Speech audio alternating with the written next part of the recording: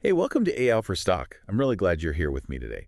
We're diving into something really interesting, dopamine, and how it affects our lives. You probably already know about dopamine as this feel-good chemical, but we're going way deeper than that today.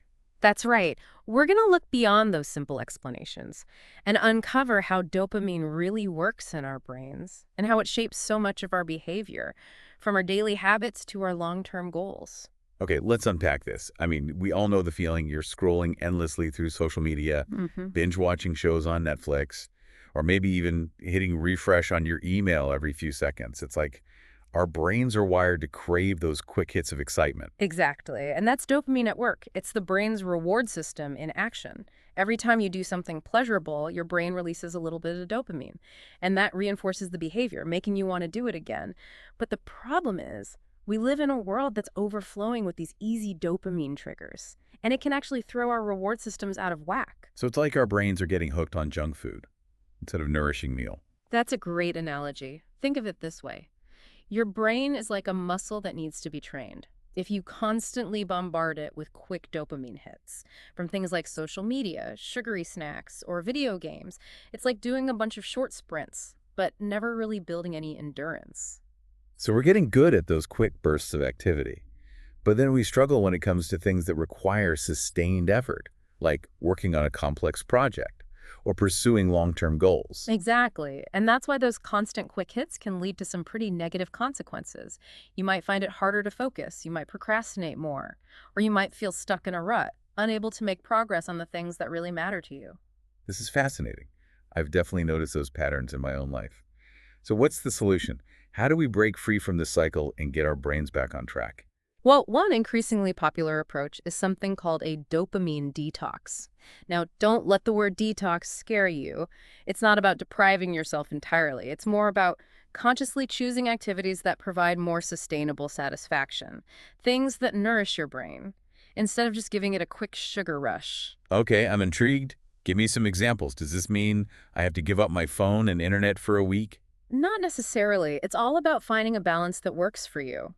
But it might mean setting some boundaries around your tech use. Maybe you decide to turn off notifications for a few hours each day, or maybe you dedicate certain times a day to being completely screen-free. I can see how that would be tough at first, Yeah, but it also makes sense. So it's like we're retraining our brains to appreciate those slower, more meaningful forms of reward. exactly. You might experience some discomfort initially, even boredom or restlessness, but that's actually a good sign. It means your brain is starting to readjust and become more sensitive to those subtle forms of pleasure that come from things like connecting with nature, engaging in deep conversations, or simply being present in the moment. It sounds like a real challenge, but I can see how it could be incredibly beneficial in the long run. Absolutely. A dopamine detox isn't about punishment or deprivation. It's about reclaiming control over your attention, your Oh, energy, and ultimately your life.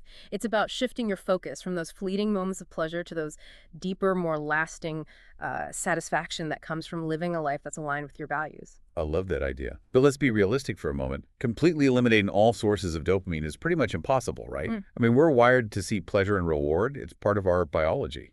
You're absolutely right. And a dopamine detox isn't about becoming some kind of pleasure-seeking hermit.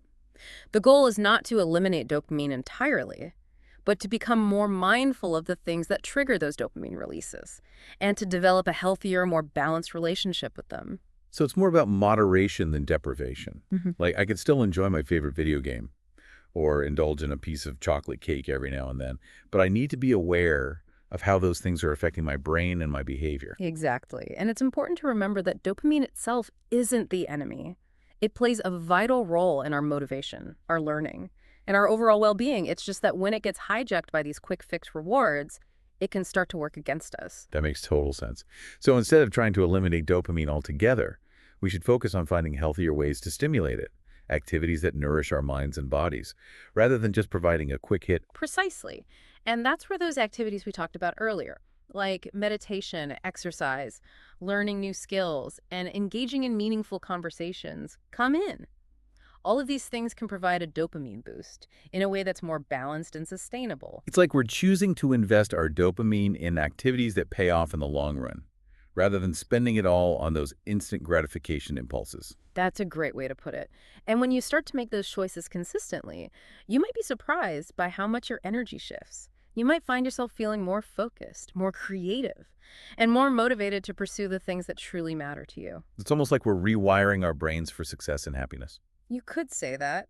When we break free from the tyranny of instant gratification, we open ourselves up to a world of possibilities. We become more resilient, more patient, and more capable of pursuing our goals with passion and purpose. I'm really starting to see how this all connects. It's like we've been sold this idea that happiness comes from constantly chasing pleasure and excitement.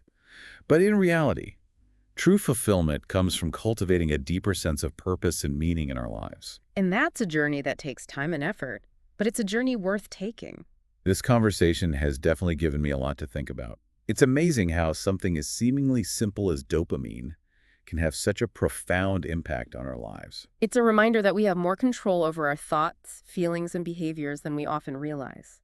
And by understanding how dopamine works, we can use it to our advantage, rather than letting it control us. So what's one practical step our listeners can take today to start reclaiming their power over dopamine? I would encourage everyone to take a moment to reflect on their own relationship with dopamine. What are those quick hits that you find yourself reaching for throughout the day? Maybe it's checking social media every few minutes. Or maybe it's snacking on sugary treats when you're feeling stressed.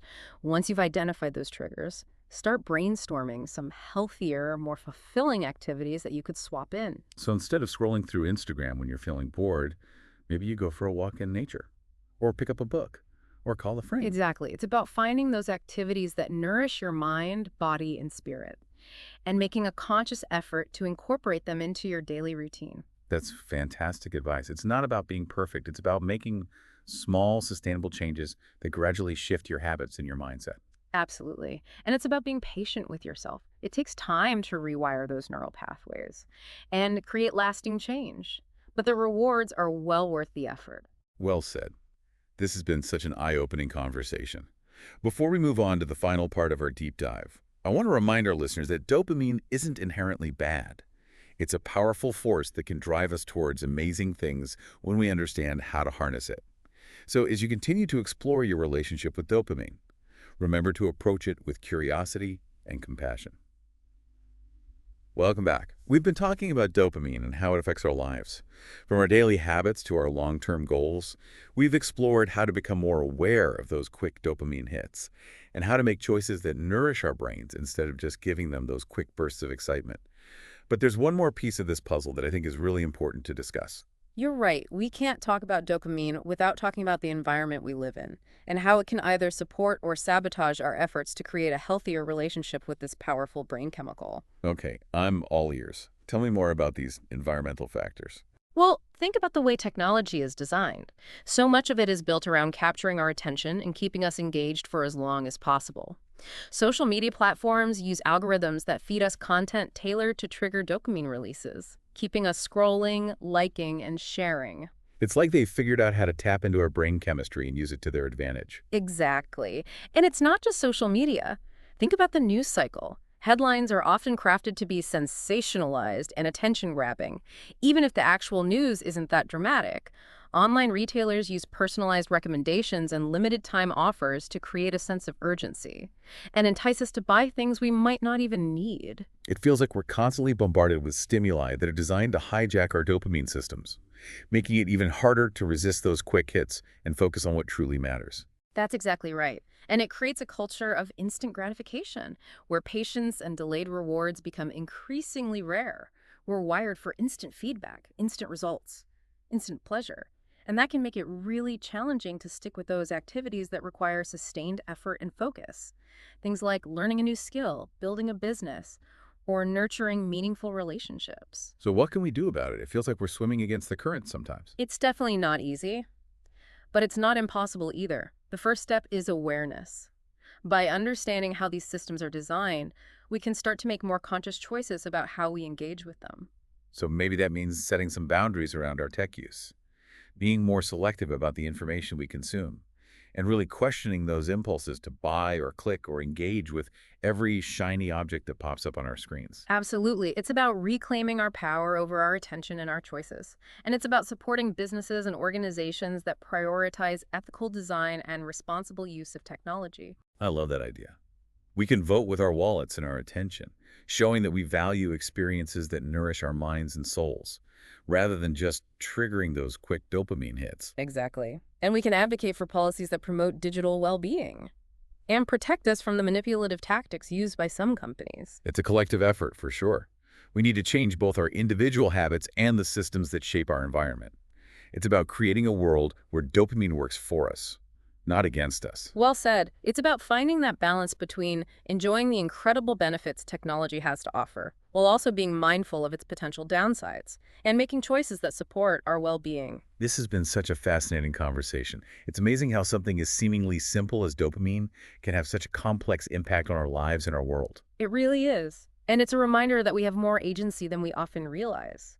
By understanding how dopamine works, we can make choices that empower us to live more fulfilling, meaningful lives. That's a perfect note to end on. So, as we wrap up this deep dive into the world of dopamine, remember to be curious, be mindful, and be kind to yourself. And keep in mind that the journey towards a healthier, more balanced relationship with dopamine is ongoing. There will be ups and downs. Thanks for joining us on this deep dive into dopamine and the idea of a dopamine detox. We hope you've gained some valuable insights and practical strategies for creating a more intentional, joyful, and fulfilling life. Until next time, keep exploring, keep learning,